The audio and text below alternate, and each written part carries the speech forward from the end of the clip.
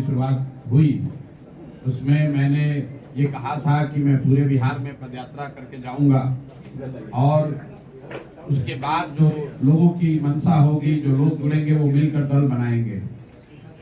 2 बरस पैदल चलने के बाद करीब 1 करोड़ लोगों ने मिलकर जन स्वराज नामक दल 2 अक्टूबर को पिछले साल बनाया है।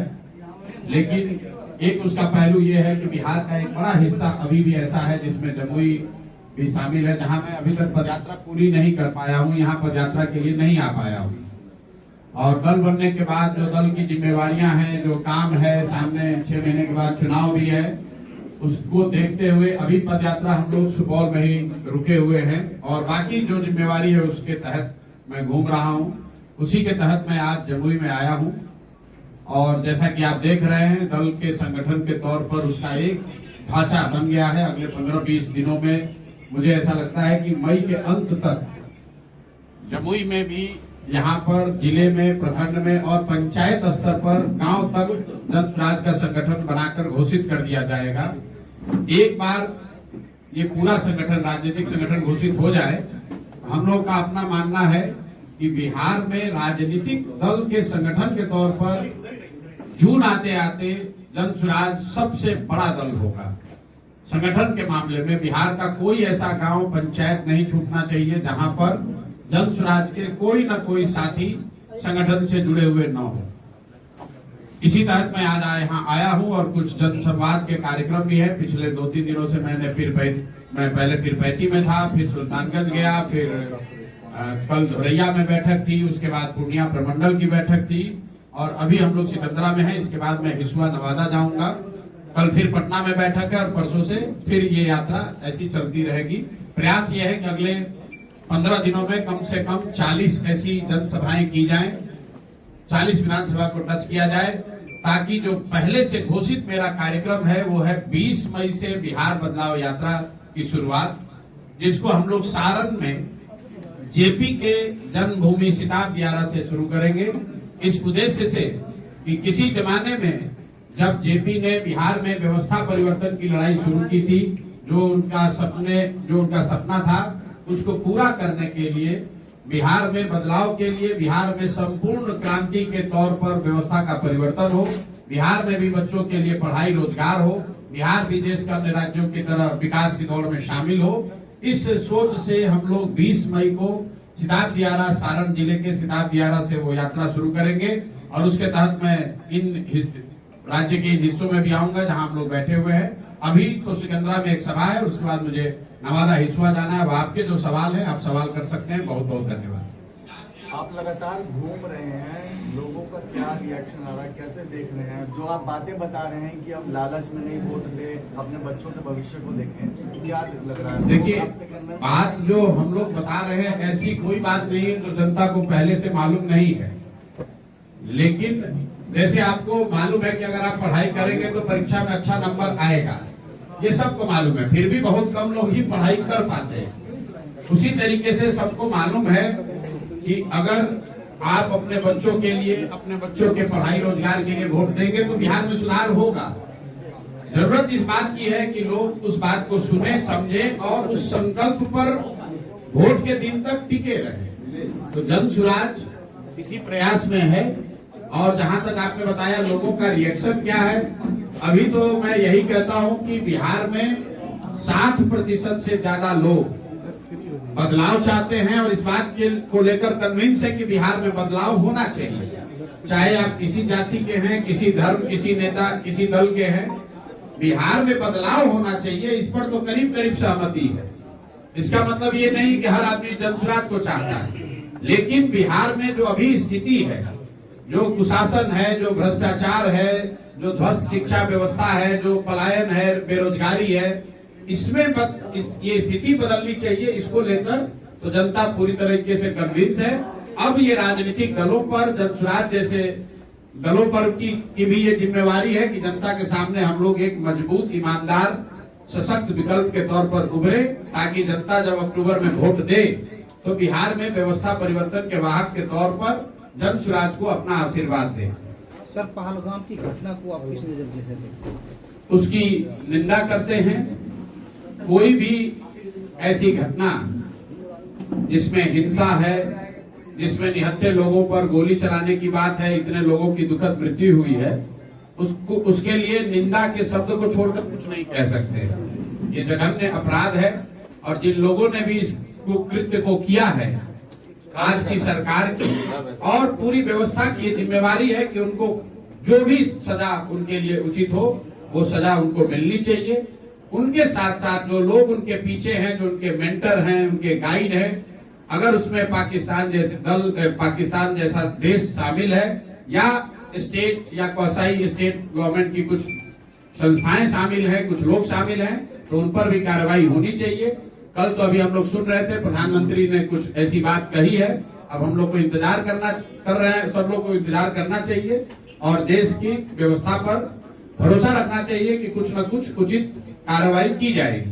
बिहार में बदलाव आएगा, बिहार में अगर बदलाव आता है तो ढचा गिरेगा। भाई आतंक जो भी यहाँ हम लोग के देश का कानून है, देश के कानून में आतंकवादियों के लिए क्या सोच है और क्या सजा है, वो उनको भी मिलनी चाहिए। इसमें आपको हमको कोई नई बात बताने की जरूरत नहीं है। आतंक के दौरान सर इस तरह के अरे भाई ऐसा है, आतंक और आतंकवाद से जुड़े हुए घटनाओं के लिए और उससे जो लोग उसमें शामिल हैं उसके लिए क्या कार्रवाई होनी चाहिए, इसके लिए कोई नए कानून बनाने की व्यवस्था बनाने की जरूरत नहीं है। जो कानून है, जो व्यवस्था है, उसके अंतर्गत उन पर कार्रवाई होनी चाहिए, इस बात की जरूरत है। प्रशांत जी बीपीएससी की लड़ाई आपने लड़ी थी, कई दिनों तक आप अनशन पर भी बैठे थे, लेकिन आज मेंस की परीक्षा शुरू हो गई है, तो बिल्कुल। अगर आप देखिए, आप जिस चीज की भी लड़ाई लड़ते हैं, ये जरूरी नहीं है कि वो हर चीज में आपको सफलता मिल जाए। गांधी जी ने बहुत लंबी लड़ाई, हजारों लाखों भारतीयों के साथ देश को आजाद कराने की लड़ी। आजादी की लड़ाई को उन्होंने 19वीं दशक के शुरुआत में करी होगी। आजादी मिली 47 साल के बाद। जहां तक बीपीएससी एग्जाम का बात है, इसको लेकर कहीं कोई दो मत नहीं है बिहार में कि बीपीएससी परीक्षाओं में बड़े पैमाने पर धांधली हुई है, होती रही है। शायद ही कोई बिहार में ऐसा परीक्षा है जहां पेपर लीक नहीं होता है। शायद ही कोई नौकरी को लेकर ऐसी प्रतियोगिता परीक्षा है जहां पर की दलाल, बीपीएससी के सत्ता के दलाल नौकरियों की सौदेबाजी नहीं करते हैं। और इन बातों पर, इन आरोप पर बिल्कुल पूरी तरीके से कायम है हम लोग, उसमें पीछे हटने की बात नहीं है। लेकिन लोकतंत्र में कोई भी लड़ाई लड़ने का एक तरीका है। हम लोग धरना प्रदर्शन कर सकते हैं, सरकार तक अपनी बात लेकर जा सकते हैं, उससे भी नहीं हुआ तो न्यायालय में गए हैं, न्यायालय में हाईकोर्ट में राहत नहीं मिली तो सुप्रीम कोर्ट में जा रहे हैं।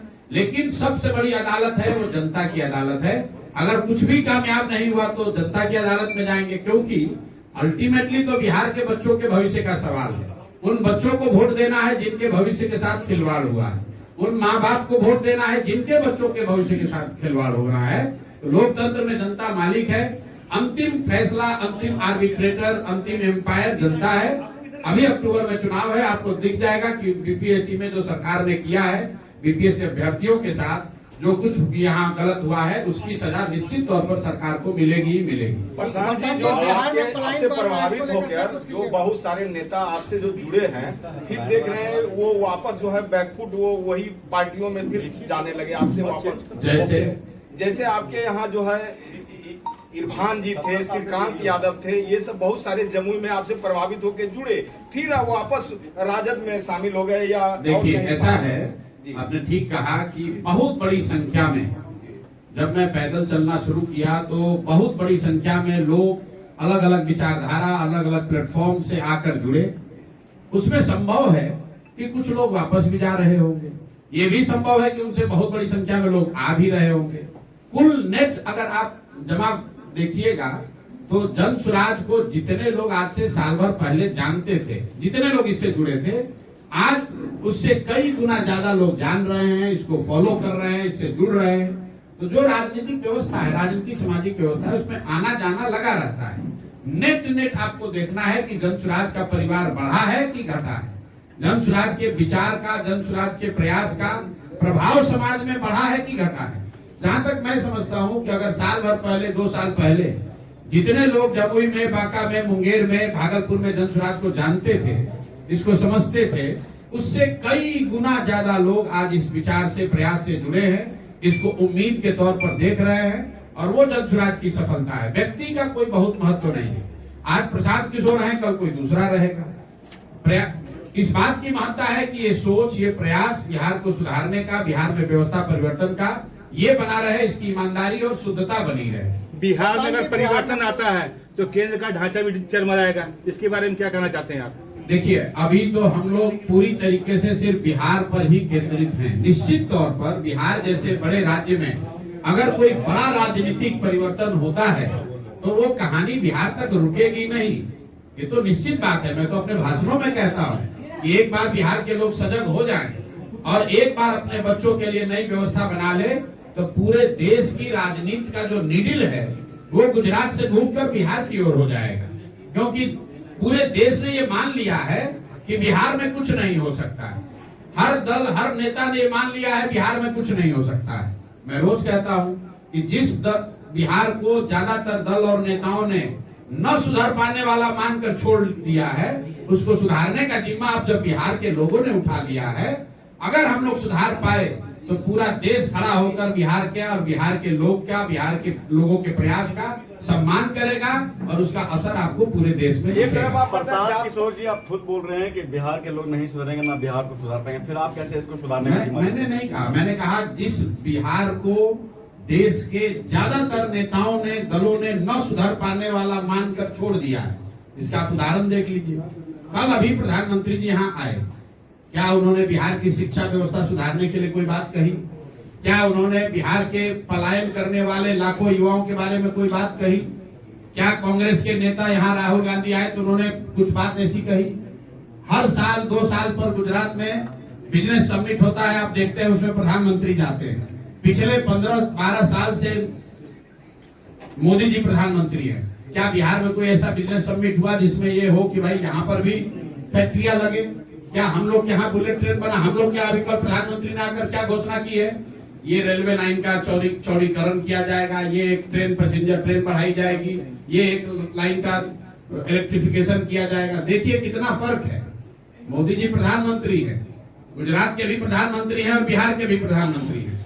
गुजरात के लिए 1 लाख करोड़ का बुलेट ट्रेन बन रहा है, 1 लाख करोड़ रुपया कर्ज लेकर, और वो कर्ज में बिहारी भी शामिल है, हम लोग पर भी वो कर्ज है। हमें उससे कोई दिक्कत नहीं है, देश का विकास होना चाहिए। लेकिन गुजरात में मोदी जी अहमदाबाद से मुंबई के लिए बुलेट ट्रेन की बात कर रहे हैं, अहमदाबाद में गिफ्ट सिटी की बात कर रहे हैं, और बिहार में आकर क्या कह रहे हैं?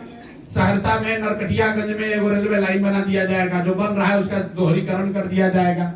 लोगों ने ये मान लिया है कि बिहार के लोगों की इतनी ही आशा अपेक्षा है कि हमको 5 किलो अनाज मिलता रहे।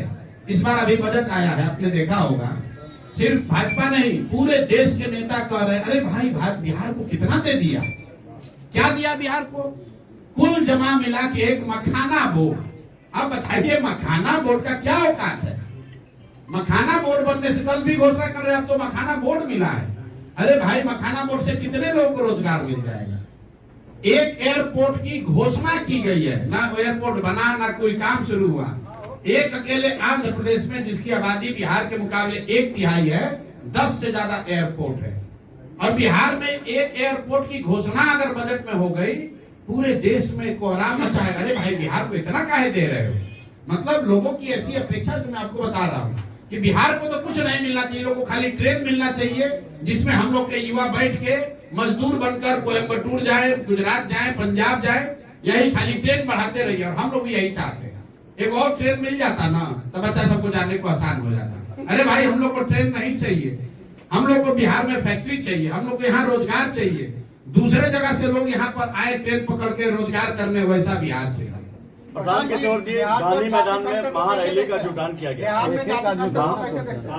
सभी महारैली का जुटान आपने पे किया। चुनाव लड़ेगी, आप कौन सा समीकरण पे लड़ेंगे? हम बदलाव के समीकरण पर चुनाव लड़ेंगे। यहाँ पर बिहार में सबसे बड़ी जाति की आबादी कितनी है? यहाँ जो जातीय जनगणना हुआ उसके मुताबिक सबसे ज्यादा आबादी यहाँ पर मुस्लिम समाज की है, उसके बाद दलित समाज है, उसके बाद यादव समाज है। लेकिन किसी की जनसंख्या 20% से ज्यादा नहीं है। लेकिन बिहार में बदलाव चाहने वालों की जनसंख्या 60% से ज्यादा है। तो किसी का अगर मुसलमान है, किसी का सवर्ण है, किसी का कुशवाहा है, किसी का दलित है, वोट बैंक, जन स्वराज का वोट बैंक वो 60% बिहारी हैं जो बिहार में अब बदलाव चाहते हैं, जो अपने बच्चों के लिए पढ़ाई रोजगार चाहते हैं, जो अब ये नाली गली और चावल और मंदिर मस्जिद की लड़ाई से ऊपर उठकर बिहार में सुधार देखना चाहते हैं। आप तो कह रहे हैं 75% मुसलमानों को टिकट देंगे, इसमें कितनी सच्चाई है? कितना सीट टिकट देंगे? 75%। भाई आप लोग सुन लीजिए बात को, वीडियो है आप भी देख लीजिए। जी बताइए। धन स्वराज ने कहा कि हम लोग का चाहे पार्टी में पद हो, कोई मनोनीत पद हो या टिकट की बात हो, दोनों ही जगह या हर वो उस प्रयास में सबसे ज्यादा जो जरूरी है वो काबिलियत है। काबिलियत के आधार पर ही लोगों को पद या टिकट मिलेगा। लेकिन मान लीजिए कि बिहार में 243 सीट, 243 काबिल लोगों को, सही लोगों को टिकट मिल रही है। काबिल लोग 1000 है, तो उस 1000 में से 243 कैसे चुने जाएंगे? वो चुनने का आधार होगा जिस समाज की जितनी आबादी है, उस समाज से उतने काबिल लोगों को निकालकर उनको टिकट या प्रतिनिधित्व दिया जाएगा। आधार काबिलियत है, और बिना ये चिंता किए हुए कि वो समाज हमको वोट करता है या नहीं करता है। अगर यादव समाज की आबादी 17% है, तो जन स्वराज से लड़ने वाले लोग में 30 से 35 लोग यादव समाज के होंगे ही होंगे। अगर मुसलमानों की आबादी 18% है, तो जन स्वराज से टिकट पाने वालों में 40 मुसलमान होंगे ही होंगे। अगर अति पिछड़ों की संख्या 30-35% है, तो जन स्वराज से कम 70 अति पिछड़ा समाज के लोग चुनाव लड़ेंगे ही लड़ेंगे। लेकिन वो इसलिए नहीं चुनाव लड़ेंगे कि वो यादव है कि अति पिछड़ा है, वो इसलिए चुनाव लड़ेंगे कि वो बिहार के सही लोग हैं, हम लोग की नजर में वो काबिल लोग हैं और उस समाज के हैं जिस समाज से की रिप्रेजेंटेशन को हम लोग सुनिश्चित करना चाहते हैं। सर, पटना के गांधी मैदान में महारैली में सर आपका जो सभा जो गई थी, उस पे कहीं ना कहीं आईपी गुप्ता आपके पे भारी कर रहा है, क्या कुछ करना चाहिए? भैया हम किसी व्यक्ति पर तो टिप्पणी नहीं करेंगे, लेकिन विरोधी का आरोप है कि आपका रैली फॉलो क्या कहेंगे? ये सवाल दोबारा मैं कर देता हूँ। आपने महारैली का जुटान किया था, लेकिन विपक्ष कह रहे हैं कि वो रैली विफल हो गई क्योंकि वहाँ पर लोग जुटे नहीं। विपक्ष नहीं कह रहा, हम कह रहे हैं। ये बिहार में किसी नेता में दम नहीं है जो कि खड़ा होकर मन से 1 लाख लोगों के सामने कहे कि भाई हम 5 लाख लोगों को बुलाए थे, 1 ही लाख लोग यहाँ पहुंच पाए हैं, बाकी लोग जाम में फंस गए या नहीं पहुंच पाए। उसके लिए मैं माफी चाहता हूँ। ये खड़े होकर प्रशांत किशोर ने कहा है, क्योंकि हमने इस अभियान में कहा है कि और कुछ हो जाए, लेकिन इसकी ईमानदारी और शुद्धता में फर्क नहीं आने देंगे। ये बिहार का एकमात्र ऐसा दल है, एकमात्र प्रशांत किशोर है जो अपने कार्यकर्ताओं, अपने नेताओं के सलाह से अलग हटके 1 लाख लोगों के सामने खड़े होकर हमने कहा कि भाई हम लोगों ने 5 लाख लोगों के लिए कुर्सी लगाया था, लोग जाम में फंसे हुए हैं, नहीं पहुंच पाए हैं, इसलिए हम माफी चाहते हैं, आपको यहाँ नहीं ला पाए, और अगर नहीं आ पाए इसलिए अब आपके घर घर जाएंगे। लोग कह रहा इतना कुर्सी काहे लगाए थे, स्ट्रेटेजिक ब्लंडर हो गया, क्योंकि प्रशांत किशोर के लिए बिहार के जो लोग हैं वो गाय भैंस बकरी नहीं है कि जहां मन हुआ वहीं खड़ा कर दिए। अगर मैंने लोगों को बुलाया है तो मेरी ये जिम्मेवारी है कि उनको इज्जत से बैठने के लिए कुर्सी भी दे, उनको पीने के लिए पानी भी दे। और 1 लाख लोग के सामने खड़े होकर ये बोलना, कोई दूसरा दल होता कहता हमारा तो 5 लाख आदमी आया। हम लोग झूठ नहीं बोलते हैं, और अगर मान लीजिए कि आपके नजर से कमी रह भी गई तो और प्रयास करेंगे। प्रशांत किशोर तो गांव गांव में 5-5, 10-10 आदमी के साथ पैदल चले हैं। हमारे कोई बाबूजी का थोड़े दल है, हमारे कोई बाबूजी का दल नहीं है, हमारे बाबूजी कोई मुख्यमंत्री नहीं है। हमारी काम, हमारी ईमानदारी, हमारी पहचान है, और इसमें कोई शर्म नहीं है। अगर हमने कोशिश की, मान लीजिए कोशिश किया और उसमें कुछ कमी रह गई, तो और ईमानदारी से और ज्यादा बेहतर कोशिश करेंगे, झूठ नहीं बोलेंगे। तत्वा जाति को आरक्षण दिलाने के लिए आंदोलन कर रहे हैं, और उसके बाद अब इंडियन इनकलाब पार्टी भी बना रहे हैं और चुनाव मैदान में लड़ने का प्रयास कर रहे हैं। मैं क्या करूं, लोकतंत्र है, सबको दल बनाने का, लड़ने का अधिकार है। इसके लिए प्रशांत किशोर के वक्तव्य की क्या जरूरत है? अशोक चौधरी का आरोप है कि आप ये फंड इतना खर्चा कहाँ से लाते हैं? किसका आरोप? अशोक चौधरी। अब अशोक चौधरी का अपना राजनीतिक कैरेक्टर क्या है ये पत्रकारों को हमसे बेहतर मालूम है। बिहार में किसी नेता का, दल का ये दम नहीं है कि वो कह देगा कि प्रशांत किशोर ने किसी से 1 रुपया भी गलत कहीं लिया हो। इतने दिन से हम पैदल घूम रहे हैं, 2.5 बरस से। डंके की चोट पर जो कहते हैं जिसको दम है आकर चेक कर लो, अगर कुछ गलत हो तो पकड़ लो। हम एमएलए एमपी नहीं है, बालू शराब माफिया का काम नहीं करते हैं, ठेकेदारी नहीं करते हैं, किसी से घूस नहीं लेते हैं। अपने बुद्धि अपने परिश्रम से अर्जित किया हुआ धन बिहार को सुधारने के लिए खर्च कर रहे हैं और किसी के तरह छुपाते भी नहीं है। जो संसाधन है वो बिहार के गरीब उन लोगों के लिए है जो पैसे के अभाव में राजनीति नहीं कर पाते हैं, जिनके पिताजी विधायक मंत्री नहीं है लेकिन उनमें क्षमता है। तो अगर बिहार के बच्चों में क्षमता है और पैसे के अभाव में अशोक चौधरी के पिताजी की तरह उनके पिताजी अगर विधायक नहीं है, अशोक चौधरी की तरह उनके पास पैसा नहीं है कि टिकट खरीद के अपने बेटी को एमपी बना दे, तो ऐसे लोगों के लिए जन सुराज खड़ा है तो स्वाभाविक तौर पर कि इन लोगों को तो मिर्ची लगेगा ही लगेगा। प्रशांत किशोर जी, आपकी सरकार आती है तो क्या पहला कदम रहेगा जो जनता के हित के लिए होगा? 3-4 कदम तो आप पहले सुन लीजिए। पहला कदम ये होगा कि ये फर्जी शराबबंदी का कानून, जिसमें शराबबंदी के जरिए दुकान बंद है और घर घर होम डिलीवरी हो रही है और बिहार को भी पंजाब की तरह सूखे नशे के चपेट में डालकर उड़ता बिहार बनाया जा रहा है, इस फर्जी कानून को हटा दिया जाएगा।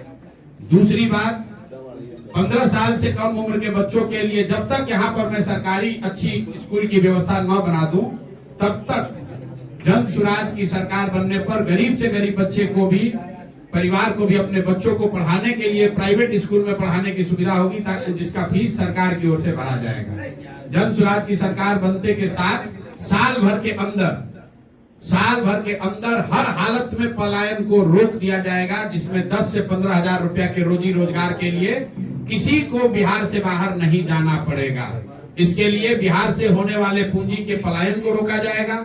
इसके लिए मनरेगा को कृषि से जोड़ा जाएगा और इसके लिए घर घर लोगों को 1 लाख 2 लाख रुपया लोन 4% सालाना ब्याज पर दिया जाएगा, ताकि बिहार के हर घर में रोजी रोजगार हो, किसी को बाहर नौकरी मजदूरी करने न जाना पड़े। और चौथी और अंतिम बात, 60 वर्ष से ज्यादा उम्र के हर महिला पुरुष को जो 400 रुपया का नीतीश कुमार भीख दे रहे हैं, उसकी जगह 1 दिसंबर 2025 से उसको 2000 रुपया पेंशन दिया जाएगा, ताकि उसको कम से कम बेसिक जिंदगी की जो सुविधाएं हैं उसको मिले। इतने पैसे कहाँ से आएंगे? 2000 रुपया। जन सुराज अकेले लड़ेगी विधानसभा चुनाव या गठबंधन होगा? इन्होंने पूछा इतने पैसे कहाँ से आएंगे। मैंने जो बताया उसमें सिर्फ एक ही योजना ऐसी है जिसमें बजट से पैसा लगना है, वो 2000 रुपया 60 साल से ऊपर वालों के लिए। हम आरजेडी के तेजस्वी यादव नहीं है। अगर हमने योजना बताई है तो 60 वर्ष से ज्यादा उम्र के लोगों का पेंशन अगर 400 से बढ़ाकर 2000 कर दिया जाए तो बिहार सरकार पर करीब 10 से 12 हजार करोड़ का सालाना खर्च आएगा एडिशनल, और ये पैसा 3.25 लाख करोड़ के बजट का सिर्फ 3% होगा। 3% अगर सरकार अपने बजट का खर्च करे तो 60 वर्ष से ज्यादा उम्र के हर महिला पुरुष को ये सोशल सिक्योरिटी दी जा सकती है। बाकी जो मैंने योजना बताई पलायन रोकने के लिए, पूंजी के पलायन रोकने के लिए सरकार का बजट का 1 रुपया नहीं लगना है। मनरेगा को कृषि से जोड़ने के लिए सरकार का 1 रुपया नहीं लगना है। और जो सस्ते लोन की बात है, 1 लाख करोड़ रुपया का अगर लोगों को यहाँ लोन मिले, 1 लाख करोड़ रुपया पर 6000 करोड़ का खर्च आएगा, जिसको इंटरेस्ट सबवेंशन स्कीम कहते हैं, ताकि लोग यहाँ पर रोजी रोजगार के लिए 12% 14% पर नहीं 4% सालाना ब्याज पर लोन मिल सके उनको। तो उसमें खर्चा 1 लाख करोड़ पर सिर्फ 6000 करोड़ आएगा। शिक्षा के लिए मैंने आपको जो बताया, ऑलरेडी सरकार 60,000 करोड़ रुपया हर साल खर्च कर रही है। उस पैसे का बेहतर इस्तेमाल करके बिहार में शिक्षा व्यवस्था को बेहतर किया जाएगा। और जो सबसे पहली बात बताई, शराबबंदी हटाएंगे तो उससे 20,000 करोड़ सालाना आमदनी भी बढ़ेगी। तो हम लोग कोई ऐसी बात नहीं कहते हैं जिसका गुणा गणित इकोनॉमिक्स नंबर पहले से वर्कआउट न किया। हर कार्यालय में सर जो घूसखोरी है उसको प्रशांत किशोर कैसे खत्म करें, क्या प्लान है? जी, घूसखोरी जो सर हर कार्यालय में पूरा बढ़ा हुआ है। आप जब तक जनता ईमानदारी से सही प्रतिनिधियों का चुनाव नहीं करेगी, तब तक कार्यालय में घूसखोरी कैसे रुकेगी? आप जब मुखिया विधायक को वोट देते समय 500 रुपया लीजिएगा, जाति के नाम पर मुर्गा भात खाकर वोट दीजिएगा, पाउच पी के वोट दीजिएगा, तो आपका जो प्रतिनिधि चुनकर जाएगा वो लूटेगा ही लूटेगा। अभी जो ये भूमि सर्वे हो रहा है, बिहार में राजस्व विभाग इतने बड़े पैमाने पर वसूली कर रहा है। क्यों कर पा रहा है? क्योंकि हमने उन नेताओं को बैठाया है जो आपके घर घर में झगड़ा लगा रहा है, आप ही के जमीन का दाखिल खारिज और रसीद कटवाने के लिए 20,000, 40,000, 50,000 रुपया घूस ले रहा है। और यही लोग, हमने उपचुनाव में लोगों को कहा था कि अगर सर्वे में भ्रष्टाचार हो रहा है, घर में परेशानी हो रही है, उपचुनाव में एनडीए को हराओ, अपने आप सर्वे रुक जाएगा। लोगों ने फिर एनडीए को वोट दिया। तो जब रिजल्ट आया तो हमने कहा कि आप मजा लीजिए, आप गलत वोट दीजिएगा तो गलत ही पाइएगा, बोलिएगा बबूल तो आम कहाँ से खाइएगा। एक आखिरी सवाल है, एनडीए का बटिया रेल लाइन आज 12 साल से लंबित है, क्या इस पर आपका कहना है? मैंने भैया रेल लाइन पर आपको पहले ही बोल दिया, बिहार की लोग, जो दिल्ली में सरकार होती है उसको पता है कि बिहार में जाकर हमको क्या बोलना है। तो जाकर खाली ये रेलवे लाइन का दोहरीकरण, मीटर गेज को ब्रॉड गेज, रेल का इलेक्ट्रिफिकेशन, लोग इसी में खुश है। ट्रेन का स्टॉपेज बढ़ा दीजिए, एक नया ट्रेन शुरू करा दीजिए। आप देखे होंगे आज 25-30 साल से बच्चे से हम लोग भी देख रहे हैं। इसी बजट में बिहार के लिए क्या घोषणा हो रही है, रेल एक बढ़ा देंगे, एक ट्रेन बढ़ा देंगे। क्यों? क्योंकि बिहार मजदूरों की फैक्ट्री है। ये नहीं कहा प्रधानमंत्री ने कि यहाँ पर स्टील की फैक्ट्री लगाएंगे, ये कह रहे हैं यहाँ से एक नया ट्रेन खोलेंगे। ट्रेन खोल के कहाँ जाएगा ट्रेन? यहाँ से मजदूर जाएगा जो कि 10,000 रुपया में गुजरात में, सूरत में उनके लिए, गुजरातियों के लिए काम करेगा। यहाँ से देखिए कि हर जगह ट्रेन खुल रही है। ट्रेन होनी चाहिए, लेकिन ट्रेन से बच्चे क्या करने जा रहे हैं? भाई हमें तो खुशी होती ना जब यहाँ से स्टील बनता और वो मालगाड़ी से यहाँ से जाता। यहाँ से रेफ्रिजरेटेड ट्रेन खुलना चाहिए जिस पर कि यहाँ से सब्जी जाए और दिल्ली बॉम्बे में बिके। हमें वो ट्रेन नहीं चाहिए जिस पर बिहार के युवा मजदूर बनकर जाएं और दूसरे राज्यों में काम करें। बहुत बहुत धन्यवाद भैया।